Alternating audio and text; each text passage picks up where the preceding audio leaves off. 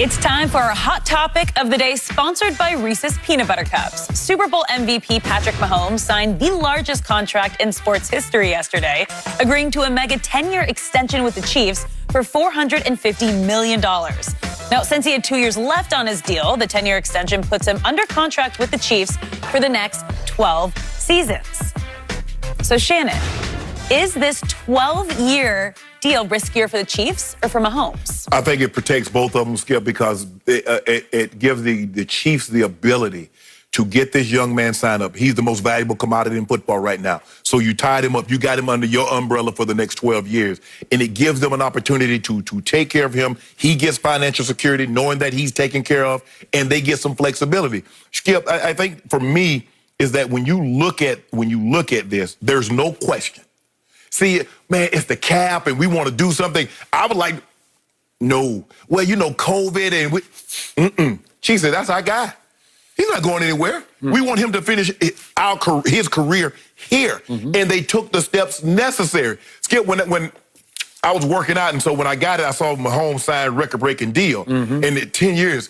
And Skip, I got on Twitter, I said, in order for this deal to make sense, it needs to be in excess of $400 million. Because why would you give up that kind of the ability to get back into the marketplace unless it was a deal of this ramification? I didn't think 500. I said it's going to have to be.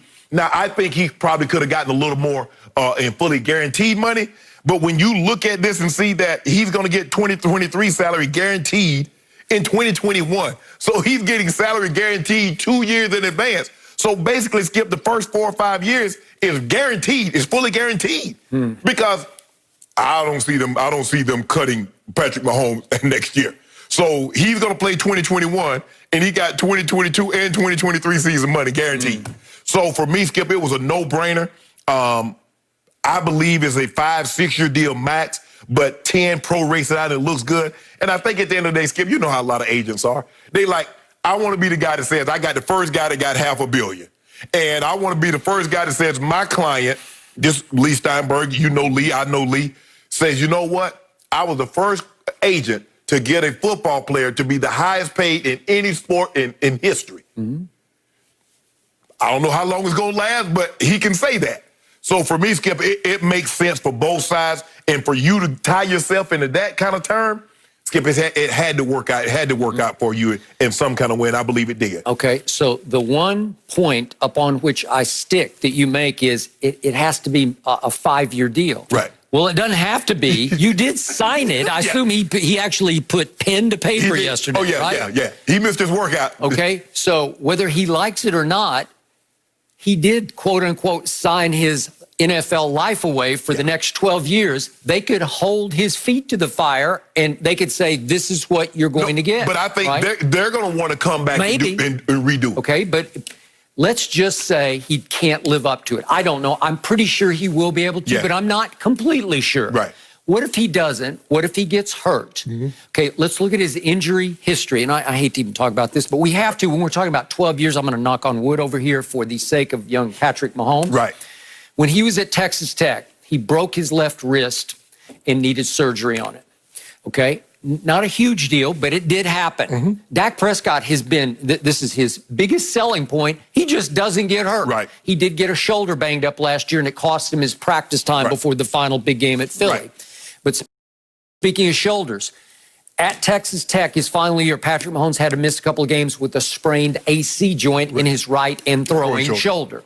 What happened early last year? He sprained his ankle badly, and it became a chronic ankle sprain. Remember, we talked about it for the first, 6-8 games of the year last year? It limited him to the point that it looked like it might even require surgery. And then what did it lead to against the Denver Broncos in that night game? Tweaked his knee. It led to what they called a dislocated kneecap. Correct. Well, when it first happened, it looked pretty bad. And it could have been some kind of ligament damage. It could have been torn ligament of some sort. That's what it looked like when it first happened. Okay. Quarterback is one position you can get away with a torn knee ligament on, and you can bounce back and be just as good after that. We see Tom Brady, in 2008. Okay, so the point is, has he been hurt before? Yes, he has. What if he gets hurt? Do you want to make a point? No, go ahead. I'm just looking at it. Go ahead. Okay. No, go ahead. What if he gets hurt and can't live up to this? Are the Chiefs going to say, well, we need to give you a raise? No, they're not going to say that. No. Okay? No. What if he struggles? I'm going to remind everybody, when you become the highest paid quarterback or player in the history of sports, not just football, the target grows on your back. All of a sudden, lovable Pat Mahomes with his no-look, almost behind the back passes, his left-handed passes. Globetrotter. Yeah. His globetrotting, it won't be so lovable anymore because some of the rival teams, especially in the AFC West, are going to say, you know what, that. Yeah. And they're going to be after him, and they're going to plot their whole off seasons on how can we stop that guy? How can we humiliate that guy? And they're going to talk to him, and they're going to trash talk him, and they're going to be all over him, and it's going to be harder for him to live up to this deal. So, Shannon Sharp. Yes.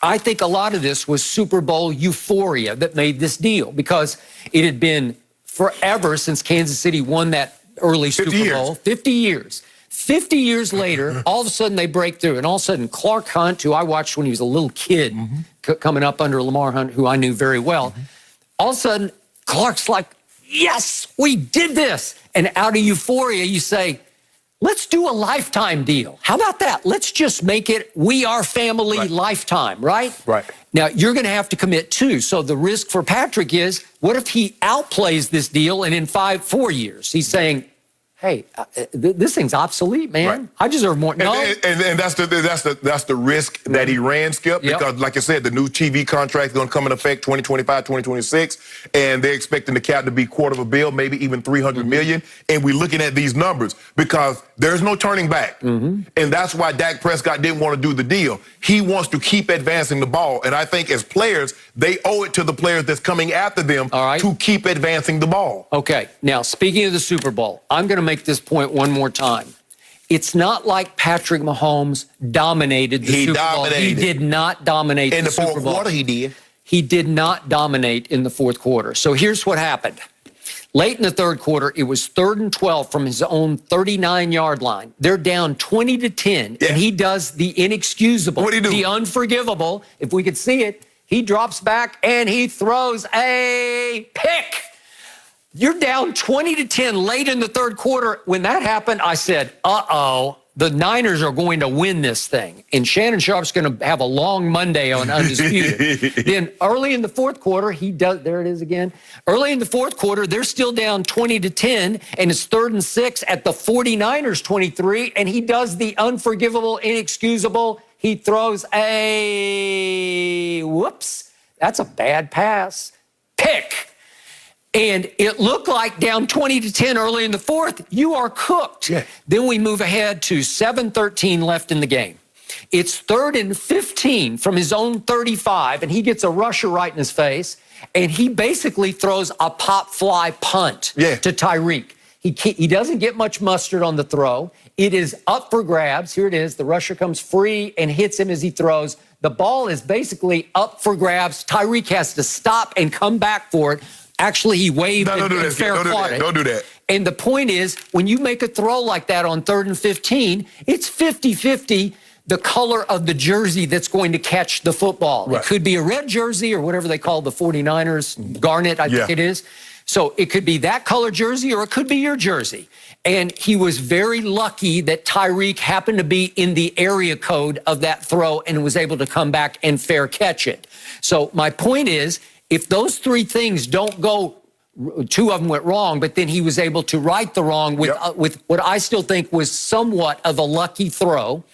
That led to Jimmy G in the fourth quarter. Do you realize he is, as we're speaking about this, he's going 3 out of 14 for 36 yards in the fourth quarter. That's Jimmy G's fourth quarter. And he also, with 1:40 left in the game, I'm sorry, he's 3 of 11 for 36 yards. That was it. 1:40 left in the game. It's 3rd and 10 from the 49. He just misses. Here it is. He misses Emmanuel. Emmanuel's gone. A good throw there.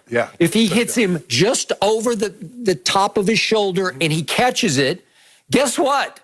The 49ers are ahead 27-24 with a minute and a half left. You counting Mahomes out? No, I'm not counting him out, but I'm saying all of a sudden it gets dicey. Because you remember what he did to Tom Brady, right? Okay. Tom Brady thought he counted him out too, and he got him in field goal range. And if Brady hadn't got that ball first, Really? 2-time Super Bowl champ. Huh, really? Huh. But yet I remember Tom Brady converting 3 straight 3rd and 10s in overtime at Kansas City. I remember my guy converting, being down 10 points in every game. Really? And converting. Against Bill O'Brien. Don't do that. Don't do that. Bill Don't do that. O'Brien? Hold on. That's all you got? Well, my point is, he's not infallible here. And his QBR for this game was 62, which is a scale of 0 to 100. It's not great. It was his lowest playoff QBR of his career. So he didn't exactly light up the 49ers. In 5 playoff games, the man has 1,400 yards, 13 touchdowns, and 2 picks. Okay. And he's 24. Okay. That's the guy you just gave the richest contract to in the history of sports, was the guy I just showed you late in the I Super can't think Bowl. of a guy that should have got it more. Not Tom Brady kicking it like, God dang it. So Tom Brady is making $25 million guaranteed for the next 2 years, 25 and 25. That's $50 million, right? My homeboy said that's chump change. That is now chump change. My compared to homeboy what said he got. I got that in the seat cushion. So he's averaging 45, and he just got 63 to sign. Yeah. So he made Tom Brady look like he was just some pocket change. And he said, you know what? I'm about to go win another. Because guess who shot? I mean, he was already there, but now he MVP favorite again. But he's gonna be like Jordan and LeBron in their prime. That he's always gonna be at the forefront of the MVP race. It's kind of like Peyton Manning, Skip. Just like every year, Peyton Manning when he was in his prime, MVP favorite, Peyton Manning. Okay. So to cash this in, the Chiefs better hope he wins them. I'll just say 2 more Super Bowls. Yeah. 2 and 12.